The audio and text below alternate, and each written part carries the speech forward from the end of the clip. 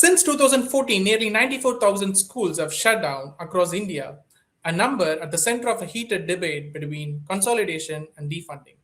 Joining us to unpack the numbers, the causes, and what it makes for millions of children is educationalist and social entrepreneur Nedunchezhian. The NITI report has said 94,000 schools have been closed. But do you think there is a chance that the number might be higher and it's not reported? So there are total schools in secondary and high secondary all over India is 228,914 schools, as per Okay. data provided in 2013 report. Okay, Okay. then there are some single teacher school, and there are different categories. And even in this, whatever the report they have given, they have not mentioned as a single classroom teacher or single teacher schools. They're not given any data. There are the totally 98,000 schools. There's a primary, secondary, or higher secondary, the ratio is not given. Okay, and Okay. this total number of things, whatever they're giving is whether it's inclusive of primary, upper primary, secondary, higher secondary. That detail should be very clearly given. Means then we can able to come to a conclusion. But as of now, whatever the data is given is only they're giving total number of schools. And total number of schools, the number of figures on secondary and higher secondary is close to 228,000 something in 13. Now we don't have the figure because after planning commission, nothing has been updated in the this one. So the problem is basically we don't have any clear data on this particular point. Okay. The government has also said that they have closed so many schools because there was low fertility rate and there were low enrollment and they want to merge schools. Are those reasons those reasons hold water? Okay, I don't agree for that particular statement because the total amount, whatever they are collected in through education cess in various platforms, whether through your property tax, income tax, and so many taxes, whatever we are paying on this one, there are education cess attached to that. And as per the data available in the online, there are 2.18 lakh crore has been not spent, which has been allocated for education cess, and that is up to 2019. But the another data says that up to 2025, there are 4.59 lakh crore have not been spent. What is collected for education? So the purpose is basically the allocation of funds is not happening properly, but we are blaming on the excuses of saying that the basically we have closed the school due to non number of students are not available or birth rate. It's all we are giving lame excuses. The reality is you need to upskill the government school at par with the international standards. So whatever they are giving is a lame excuses because as per the data available on the online and the unspent education just up to 2019 was 2.18 crores. And as of now, what are the data sources? Basically 4.59 crores. Whatever the education is allocated in various means. That means the amount is not spent means we are not upgrading the school infrastructure facilities, quality of the faculty appointment and everything, and other means for providing other facilities for the school, like amenities like sports, transport, whatever you call it as. That and all, we are not denying the facilities for the government institution.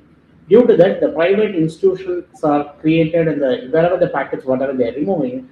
So the children are going to private schools, they are not coming to government schools because the infrastructure is not up to the level, faculty is not there, they are not appointed properly. So due to that, what is happening is basically that enrollment is declining. So they will obviously say we need to close the government school, we don't have anything. This all like a closing a BSNL and opening a Geo and a Airtel like that.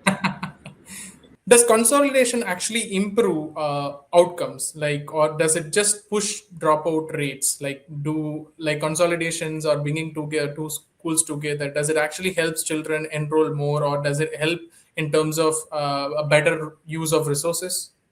No, why you are not talking about the quality of education? Why you are see the Aam Aadmi Party as soon as they came to the power, and what they did, one good thing is they created a very good infrastructure in government schooling system. So most of the children studying in a private school, they move to government school. Suppose if we have seen so many families, they spend almost like 2 to 3 lakhs per student at Delhi in a private schools, where they eventually move the children to the government school. The total expenses were 25,000. If they have a two-child, the fees is around approximately 6 lakhs means the family is spending only 50,000 rupees. The family is saving 5.5 lakh per year. In 10 years of schooling, then the family is spending almost like 55 lakhs they are saving. And that amount is basically they have to give it to somebody in the private schooling system. That's the reason parents have to run pillar to post to earn the money, and the family time is reduced in the urban areas. So obviously that reverse have been happened, and all over the world, people came and studied about Delhi model, what is happening in Delhi, Aam Aadmi Party, what they did. That's a very fabulous model. Even the minister from Tamil Nadu also visited what is happening on that one. Everybody has seen the report and seen what is the development and everything, but nothing has been come to the true in any of the states except Delhi. When you look at the data, Uttar Pradesh and Madhya Pradesh alone account for like more than two-thirds of closures in the first phase. Why do you think India's two largest states have such numbers? It's mainly a governance story, access story, because as per there are three pillars of education. One is access, second is equity, and third is equality. And if anything is missing, then the education will be completely disrupted. That is what happening in this country. If you are not providing access, see what is the purpose of the government? Government have to improve the infrastructure of the education system as well as the health system of the common public.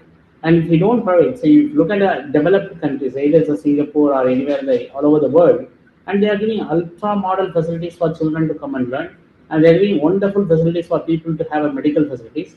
Unfortunately, this too has been given to the private sector. So the consequences, and a lot of people are opening schools. The government schools have to eventually close because they will say that they don't have manpower, because then they are not investing anything on that. So the investment is not going, then the nothing is going to improve the government system. So, what actually happens after a school children drop out? Do they actually join another private school, or is that their future of education comes to a standstill? Correct. You see, I'm traveling to even those places. I was working in Madhya Pradesh for some time. I know most of the UP, Madhya Pradesh before merger, and the access to education is very, very low in that particular place. Whatever has been created has been closed now, because I have seen very clear idea about all the political parties. Invariably, most of the political parties, they have a clear agenda. They don't want children to be educated. If they educated, they will ask more questions. If they need to face more questions means then they can't do a politics. So it is eventually it's a vicious cycle. So the education is the worst sector getting affected like anything beyond any other sectors.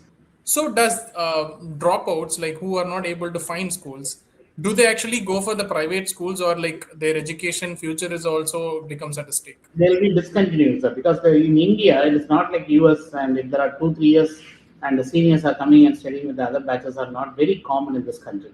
And whereas if you take some other countries, the people will drop out and go and work for 2 years, then they'll come back and work for study. That sort of a culture is not available in this particular. But NEP says we provide all these things, but unfortunately NEP is also not doing. Even nowadays, the IIT is also getting into political. Completely, they are getting into Indian knowledge in the name of Indian knowledge system. They are exploring what the scientific communities are not doing. And again, all over, even we have read an article in recently. One person has written in Hindu how IITs are getting their name is getting damaged because they are doing a lot of research on something which they are not supposed to do about the traditional Punarjanmam and whatever they call it as. And it's all, we are going in the reverse curve. It's very, very sad for this country. Even institutions like IITs are politicized. That is very, very dangerous for the education system. So, what do you think is the reason for the systemic defunding of education?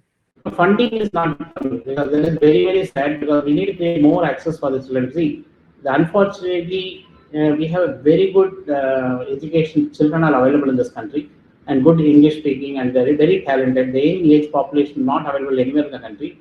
Our India's median age is 29.8, China is 40.2, and all over the world it's a aging population. If our children are studying very well, then they need to cater for the rest of the world.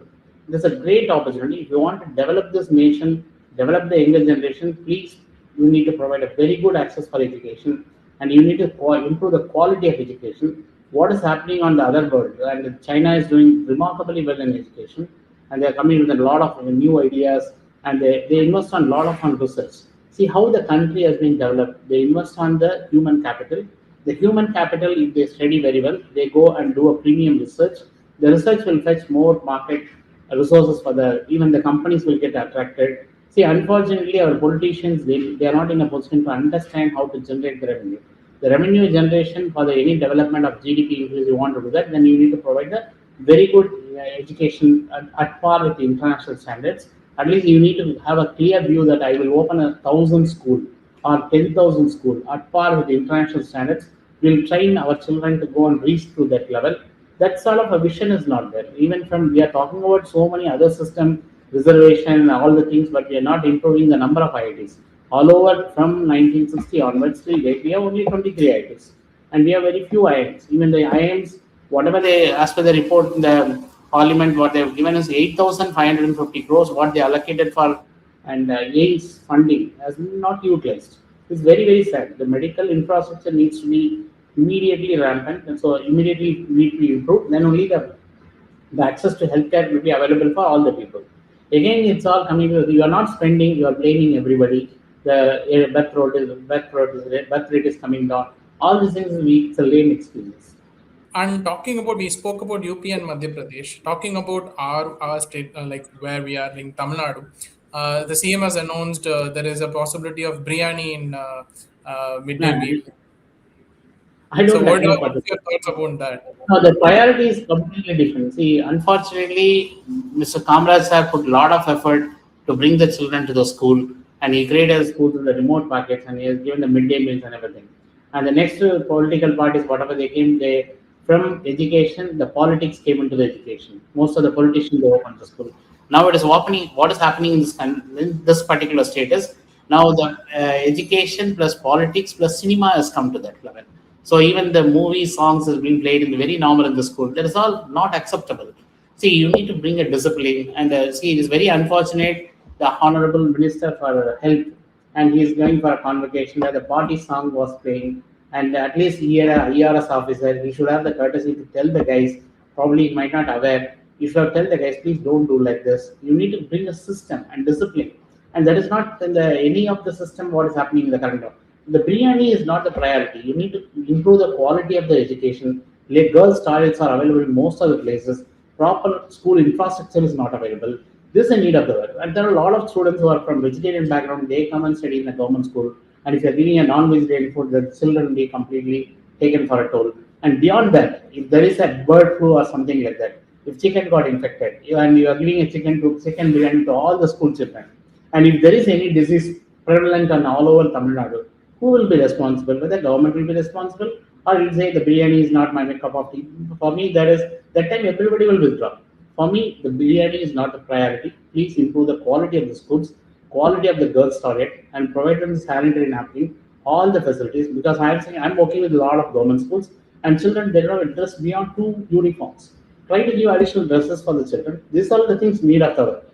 And if you calculate the number of chicken cost, and there is a corruption, and if you tell me there is no corruption, then biryani should not come into the picture.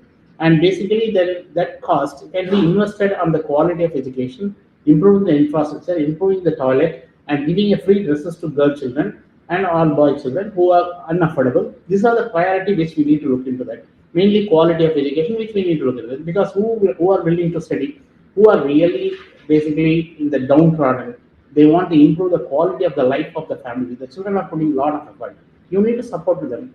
The 7-point pay reservation is working very well, and a lot of things are good. But unfortunately, they are not carrying forward, and that is not acceptable. See, the scheme non-Mudalman, whatever, please don't, because non-Mudalman is not representing the political parties. You are basically, in the name of education, you are fighting the system. That is not correct. And you are creating a confusion in the young minds, and even people from other state also. So what I'm saying is, non-Mudalman denotes to the children who are studying on the particular children. They need to think that I'm also basically I'm the first. That is the whole idea. It is not pinpointing any chief minister or anybody. So that is main. You see, I'm saying that a lot of things needs to be improved. Don't fight with the previous political regime and try to bring new changes, improve the quality, focus on how we need to improve the system. That is the need of the work, not blaming each other. So our central government is facing a major backlash. Like for the first time, it is on the back foot after what happened with the CJP protest, and that actually is because of problems in our education system. So with this, on top of this 94,000 schools being like the report, do you think it will also have an impact of on the government? No, definitely. It's a good system because India is a beautiful country. Always there will be a lot of changes, new things will emerge. Always will surprise the entire government system. Because what Mr. Mahatma Gandhi said in Chatham House, and you are cutting only the trees and you are leaving the roots. roots will again it will come and blossom. That's what happening in this country currently, and the next generation children are fighting very well, and it's a good thing. It's a need of the hour because unless you don't change the system, a lot of unemployment crisis will come. As per economic theory, if you don't provide the proper employment, if the educated minds instead of working in a right direction, will be working in a wrong direction, and it will not be for constructive purpose, it will be for destructive purpose. So it's a need of the hour. We need to revamp the entire education system. There is a say, if you ask me, honestly, first the NTA has to be removed. The minister is removed. Now NTA also they have to abolish the NTA, bring out the old system, and give the academics to academicians. Don't give it to any third party. A lot of things happen in the OSM marking and NEET paper leaking and everything. So, and what I'm saying is basically you are not allowing the children who are coming 5 minutes late to NEET exam, but you are leaking the paper. You are asking them to rewrite whether it's correct, it's not correct, and basically, and you are not putting the center in the cities. You are always putting in the outskirts. And the NTA has a tie-up with all the private engineering colleges, and we have IITs are available, and even the College of Engineering India and all the even cities, any city you take, all the best colleges are available, and you are not providing the centers in the within the city limits. And what about the poor children who can't take a buses and who can't go there, and you are making them to basically put an additional system and go to the particular one? That is not correct. What you ask me honestly, I request you, please bring the order system to give it to the academics. Don't give it to the politicians or pro-political party leaders and pro-political academic leaders. These are the people who are spoiling the system. What I'm saying is academics is different and your political ideology is different. Don't merge both the things, and all then the collapse will happen. Lastly, sir, we have lost around 94,000 schools over the past 1 decade. Losing is easy, but to build those number of schools again are like coming up with the infrastructure is pretty hard. So where do we go from here? And as I told you earlier, the political parties they don't want to invest on human capital because we'll be investing in task marks and we'll be investing on so many things, but we will not invest on education system because the education comes to the last priority for any political party. That is what happening in Tamil Nadu as well as in the nationwide, and we are going in the down system and when compared to the developed countries of other things because our passport ranking has come down to 125th.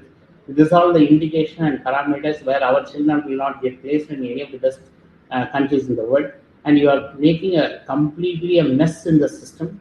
It is going to affect the whatever the effect will happen. It will take at least to realize this effect. It will take minimum 10 years. So by the time our country will be in a different level, so unless we don't correct right now, and we are losing the golden period, and the entire system will be giving a wrong signal to the people in abroad and the universities in abroad.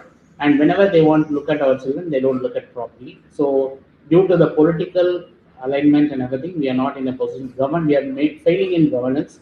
That is very, very dangerous, especially in education. Thank you. Thank you so much for your time, sir. Thank you so much for your insights. Thank you for your time with the FIT.